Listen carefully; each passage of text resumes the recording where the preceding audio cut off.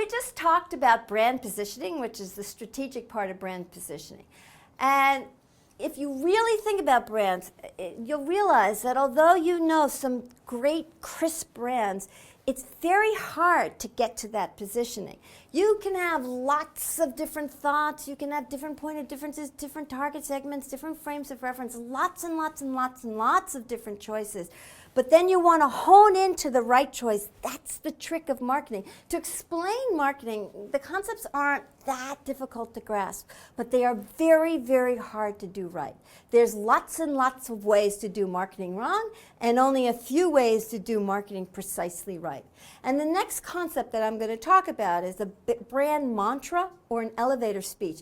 The elevator speech, you may have heard of that. This is the way you define a brand in 30 seconds. So we're talking about 30 seconds worth of material. It sounds so easy, 30 seconds.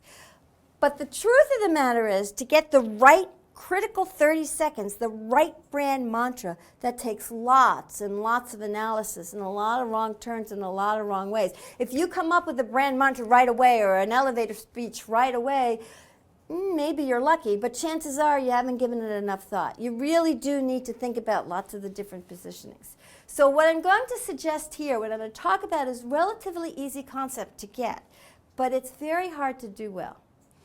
So let me tell you where we want to end up, and I'll talk about how we get to it. We want to end up with a 30-second speech, as I said, the elevator speech, or a brand mantra, and a brand mantra may be 3 words. But I want to get down to the right 3 words.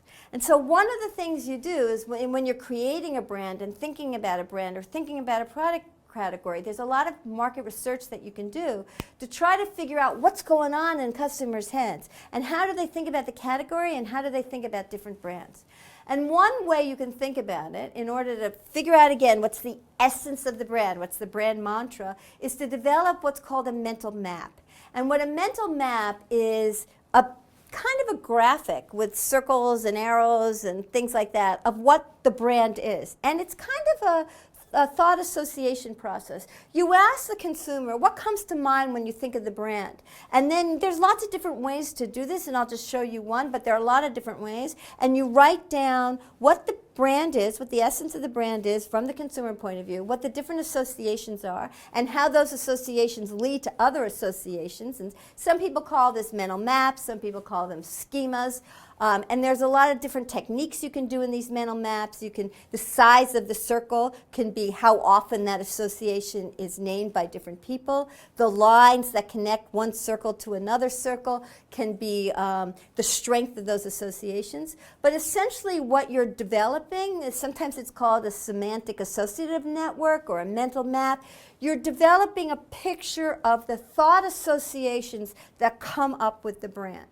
And so what I'm going to show you here is a mental map of McDonald's. You start out with what differentiates McDonald's. You think about the golden arches, the brand name, and then, and this is just one person's thought process, you come up with things that are characteristic of the category.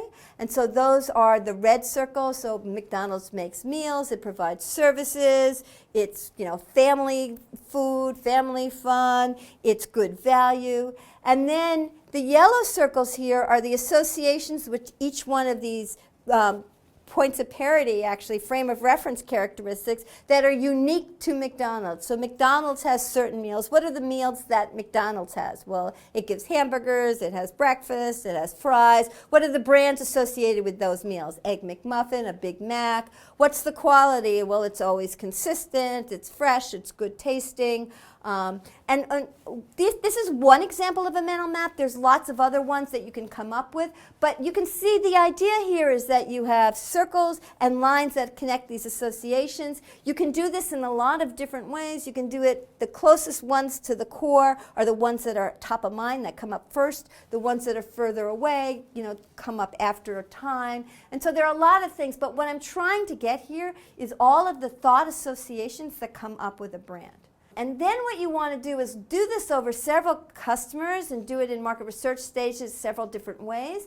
And essentially you want to take all these different abstract phrases and concepts that are out there and figure out which are the most important, maybe 5 to 10, which are the very most important. And so what you're doing is you're starting with the mental map or the associations that people have with the brand, or maybe with the category, and depending upon how well known the brand is, you might do it at a category level, you might do it at a what-if level, you might do it at a prototype level, a concept level, or the brand level, but you have this big mental map. And then you want to hone down that mental map to the core brand values, which are the 5 or 10 critical brand values that are important to that brand. And from that, you then want to reduce those 5 or 10 to the key concepts that are going to be the DNA of the brand mantra. So the brand mantra is defined as the heart and soul of the brand, the DNA. It's the brand essence, the brand promise.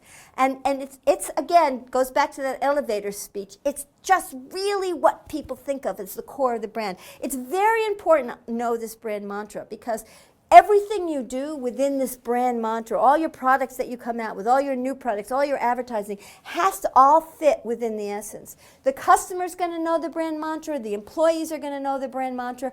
You really will, if you have a very, very strong brand, it's very crystal clear what that brand is and what it means, and it characterizes everything that's done under the brand name. And that's very, very important. It's particularly important nowadays as you go online, offline, websites, phones. Your brand is on lots of different things, and you really want to make sure that the heart and the soul of the brand is consistent across all of these different media, these different platforms, these different products.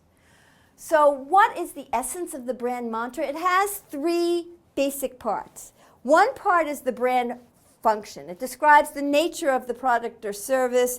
It describes the type of experiences, the benefits that the brand provides. Then there's a descriptive modifier that further classifies or clarifies the nature of what the brand is delivering. And then there's an emotional qualifier that kind of explains exactly what those benefits are and in what way the brand delivers on those. So it's probably easiest to give you some examples. Before I do that, though, let me just say again what the brand mantra is used for. It's used internally to guide decisions. I think I already mentioned this. It's what the brand should and should not be. By the way, that's a very important idea. A brand mantra not only says what a brand is, but as importantly, it says what a brand is not. And you really want to have almost black and white that idea. This is a Nike, this is not a Nike, that kind of idea. And it communicates the boundaries of the brand. It has to be short, simple, and it should be inspirational. So now we have the examples. These are very famous ones. Nike, they're global brands. Nike, Disney, McDonald's. So Nike is authentic, athletic performance. Just do it, be real, you know, that's authentic. It's very much an athletic brand. It's not just shoes, it's clothing. But when you think of Nike, you think about athletic, and it's about performance, the technique or the ability to, again, just do it, that kind of notion. Disney and McDonald's are kind of interesting because they both are about family fun. And they actually both have a lot of things in common, but the brand mantra is different. Disney is about entertainment. Now, that is not to say that Disney doesn't have food. Disney sells quite a bit of food at their parks and in different places that they have. But when you think Disney, you think fun, family, entertainment. And even the food comes within that brand mantra of Disney, of entertainment. McDonald's, on the other hand, is fun and family, but it's food. And even if you have a McDonald's playground or something like that, you still think of it as the food first. And so, although these are similar, and you know, in some sense, you can see they're actually also quite different. And I don't think you'd ever get Disney and McDonald's confused. Even though they're going after similar target markets and they're offering similar emotional benefits, they really are quite distinct, different brands, and they have very different brand mantras.